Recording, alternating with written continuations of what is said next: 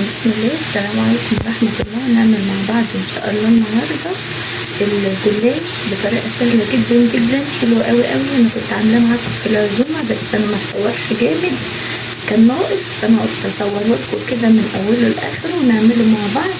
ونعمل برضو في نفس الفيديو السمبوسة. السمبوسة سهلة جدا جدا، فاتنين في واحد. يعني الفيديو النهاردة هيبقى 2 في 1. تعالوا بقى كده، احنا عصرنا اللحمة مع بعض كتير جدا، بس قلت يلا كده نسلي نفسنا وندردش مع بعض كده شوية ونعصر اللحمة برضو ان شاء الله النهاردة. وكتر التكرار بيعلم الشطار، ان احنا برضو كده كتر ما بنعمل ان احنا نعمل في الحاجة كلنا بنستفاد. وهحكي لكم قصة دلوقتي عن اللحمة المفرومة من واحدة حبيبتي اعرفها جدا. انا استغربتها جدا جدا، فهحكي لكم قصتها دلوقتي. طبعا انا حطيت هنا كده دلوقتي حبه من ماده دهنيه اللي تفضليها، وحط عليها كميه من البصل كده، لان انا هعمل كيلو لحمه مفروم كامل. شايفه كيلو كامل اهو. فانا حطيت حوالي كده نص كيلو بصل، وعليه معلقتين كبار كده حلوين من المادة الدهنية، زيت بقى، سمنة، اي حاجة. تشوحي البصل بتاعك في اي مادة دهنية تفضليها.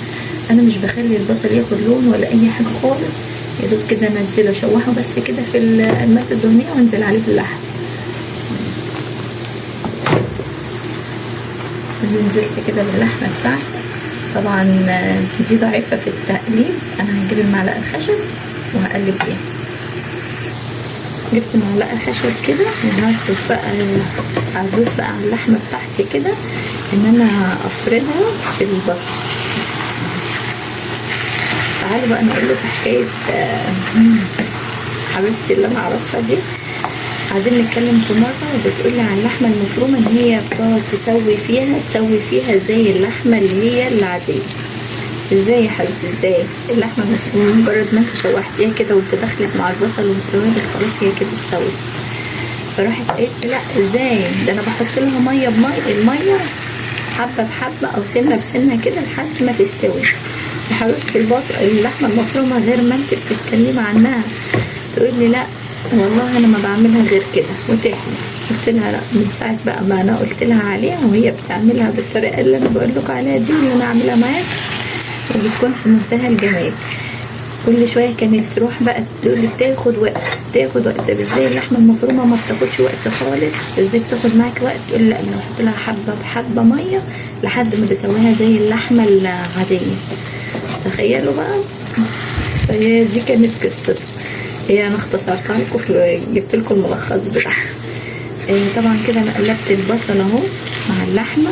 اروح بقى دلوقتي حاطه التوابل بتاعتي. بسم الله. انزل كده بمعلقه كبيره كده من الفلفل الاسود، عليها كده نص معلقه من القرفه. طبعا القرفه دي صديقتي في اللحوم. احط بهارات لحمه كده، ده لو متوفره، مش متوفره استبعديها، انت خلاص حطيتي كل مكونات اللحمه. احط كده معلقه من الملح. بسم الله. مش كتير المعلقه على كيلو، مش كتير خالص. واحط حبه كده من الكمون. خلاص على كده. بهاراتي قليله جدا سهله، مش محتاجه اي حاجه اهو. اقلبها بقى كده. شايفين هي اللحمه، مده اللحمه هي اللي معاكم في الفيديو، ما بتاخدش اكتر من المده اللي انتوا شايفينها دي. وانا ما بحمرش البصله خالص، بخليها كده زي ما انتوا شايفين، وبقلب الاتنين في بعض كده. وانا ما فصلتش عليكم الفيديو وسايباه قدامكم اهو. وهي دي مده تسويه اللحمه اللي هتشوفوها في الفيديو كانه بس مباشر بالظبط.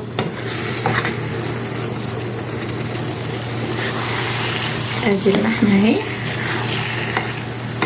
هي مجرد يعني حوالي 5 دقايق كده على النار بتكون اللحمه معاكي في منتهى الجمال. ازاي ان احنا نحط بقى البصل على نار عاليه وعليها على طول اللحمه، او ننزل بالاتنين مع بعض عادي جدا. انا نزلت الاتنين ورا بعض على طول، ما سبتش اي حاجه تاخد وقت، ورحت نازله باللحمه والتوابل عليها، وتفضلي تشوحيها كده وتقلبيها كده تقلبتين، خلاص هي خلصت معاكي اللحمه المفرومه وجهزت معاكي وفي منتهى الجمال. 5 دقايق كانت العصاج بتاعك جاهز ومش محتاج اي حاجه تانية. في الحاله دي بقى تقدري تحطي اي اضافات من عندك، حابه تحطي طماطم بتحطي، حابه تحطي فلفل بتحطي، حابه تحطي جبنه موتزاريلا بتحطي، اي حاجه حابه تضيفيها للعصاج للوصفه بتاعتك بتحطيها لها في الوقت ده. خلاص انا كده خلصت اللحمه المفرومه بتاعتي، العصاج بتاعي جاهز كده في منتهى الجمال، هطفي عنه وخلاص على كده وهبدا بيه الشغل اللي انا هعمله. انا بقى بعد ما عصجنا اللحمه بالشكل اللي انتوا شايفينه اهي، سيبناها بردت خالص خالص اهي اللحمه وبقت جوسي وجميله وفي منتهى الجمال، وشايفه اللمعه بتاعتها اهي. هي دي اللحمه اللي عصجناها مع بعض بعد ما بردت، شايفه اللمعه والجمال زي ما هي وفي منتهى الجمال. تعالى انا اقول لكم بقى حاجه حصلت لي في اثناء كده ما سبتكم عبال ما اللحمه بردت. كنت بعمل كنافه، انا طبعا النهارده عندي عزومه تانية، كنت بعمل كنافه وانا بقطع السمنه بتاعت الكنافه حته الزبده، ورحت فاتحه ايدي بالشكل اللي انتوا شايفينه ده. قدر الله ما شاء فعل، عماله كل شويه اغير عليها واحط لها لزق زي كده واعمل لها، وبرده عشان المكان ده حساس جدا مش راضي يثبت فيه اللزقه، لازم شيش. بس انا طبعا مش هينفع اربط ايدي لان عماله اعمل حاجات تانية كتير، فمش نافع خالص ان انا اربط ايدي احط لها شاش او اي حاجه. فانا عماله احط لها اللزقه دي واغير لها وارجع احط لها تاني، فالحمد لله حصل خير، قدر الله ما شاء فعل. انا قفلت ايدي كده بالشكل ده. تعالوا بقى بعد ما عملت ايدي تعالوا بقى نعمل الجلاش. انا جبت صينيه كبيره كده علشان المره اللي فاتت في العزومه اللي فاتت انا حطيت في كذا صينيه، عملت صواني كتير، فانا هحط كده في صينيه واحده كبيره تاخد كل اللفتين اللي معايا. تقدر تعمليها بلفه بلفتين براحتك بقى، بس الطريقه دي في منتهى الجمال ومش بتهدر معاكي وبتخلي الجلاش معاكي لحد اخر واحده في منتهى الجمال ومش بيتهدر وبيتاكل قطع كده واحلى من الصينيه. يلا بينا هنشوف. طبعا معايا لفه الجلاش اهو، هناخد كده ورقتين، كل ورقتين هنعملهم لفه. هنشوف دلوقتي مع بعض. هشيل ده على جنب اما نعمل الورقتين دول. بسم الله. زيادة عن ورقتين كده، الزيادات دي كلها هشيلها، كل الزيادات دي هشيلها خالص كده عشان هنعملها برضو.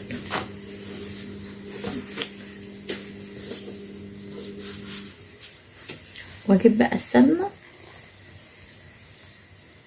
وادهن كده الورقتين بتوعي، ادهن ورقة واحدة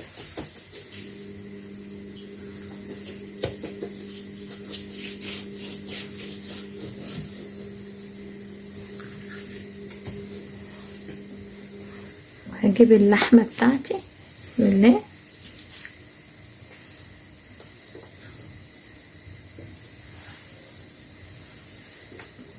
انا بقى هظبطها بايدي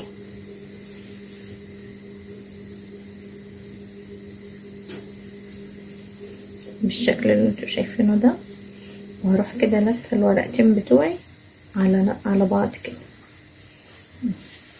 خلاص انا مش هحط سمنه تاني كده، انا كده حطيت السمنه كلها اهي على الورقه، فهقفل بقى عشان يكون مورق معايا وفي منتهى الجمال.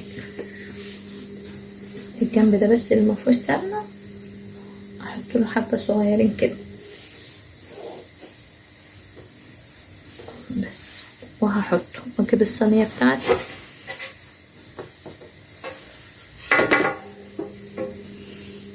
وهشوف بقى كده وهقطع. انا ممكن اخليها كده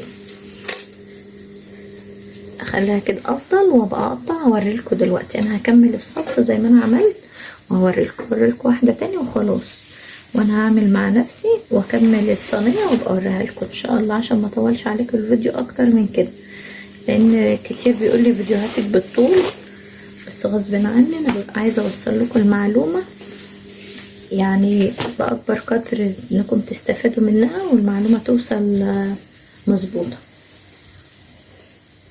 ادهن كده ورقة تاني.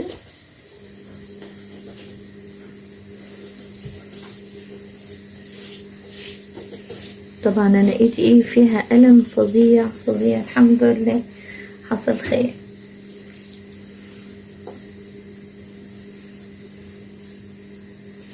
وايه ولسه صبح بقى ولسه ما بدأتش حاجتي، عمالة اعمل براحتي علشان يبقى معايا الوقت طويل، اعمل بقى كل شوية حاجة. فالحمد لله خدتها من اول اليوم كده ايدي الحمد لله. انا يدوب سويت اللحمة وحطيت الفراخ في الفرن عشان اعملها فراخ في الكيس الفويل، في الكيس الحراري، في الكيس الحراري وعملت الكنافة، ما عملتش اكتر من كده. ودلوقتي بعمل معاكم الجلاش اهو. خلاص كده انا هعمل كل الكمية واوريها لكم ان شاء الله. شايفين دي كلها لفة معايا، لفة واحدة، ودول كمان من بقية اللفة. فانا كده مش هعمل اللفتين كلهم في صينية عشان ما تفتش كده معايا. انا هقطع دي واوريها لكم، وهعمل اللفة التانية في صواني تانية. بسم الله. اشوف بقى الخرطة اللي انا عايزاها قد ايه، وهقطع زيها كده على قد ما انا محتاجة. الخرطة كده مناسبة جدا. اقطعها بقى بالشكل اللي انتوا شايفينه ده اهو. خليها 3 كده، خلي الواحدة 3. في الصينية بس عشان اقطع مظبوط. وهيجي هنا اروح عاملة على التانية اللي انا مقطعتهاش دي نفس الخط. هنا كمان، ولا انا حطيتها بالعكس، هقطعها برضو على 3.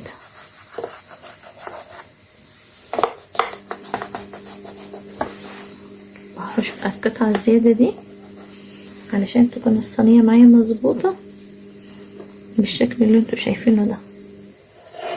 ودي كده هدخلها الفرن، وفي نص التسوية اول ما تاخد درجة الحرارة من تحت هروح حاطه لها كوباية لبن وبيضة، وعليهم شوية من فلفل اسود كده وحبة من الملح، وهدخلهم وهوريها لكم اما تخرج. وهوري لكم برضو الخطوة بتاعت اللبن والبيض ان شاء الله.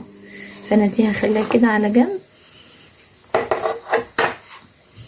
تعالوا بقى الاتنين اللي متبقيين معايا دول والقطعة اللي انا شلتها من الصينية التانية نحطها في صينية تانية صغيرة كده. ادهن بقى الصينية دي كده سمنة كويس،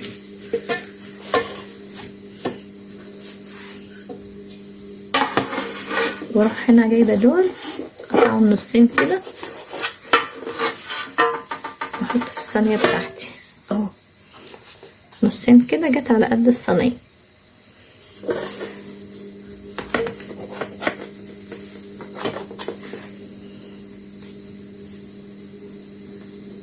وانا هكمل بقى الصواني بتاعتي وهكمل باقي الجلاش اللي معايا وهوريهولكم ان شاء الله في الاخر. دول صغيرين، تعالي بقى بالنظر كده. دول اطول شوية نخليهم هنا، ودول قصيرين شوية.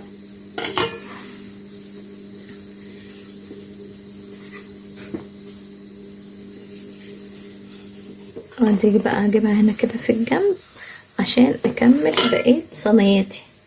انا هكمل واوريلكم ان شاء الله. معلش انا هعتذر ان انا اكمل ان انا اعمل السمبوسه في الفيديو ده، ان شاء الله عاملها لكم في فيديو لوحدها، ده خليه للجلاش بس. تعالي بقى هنا للجلاش.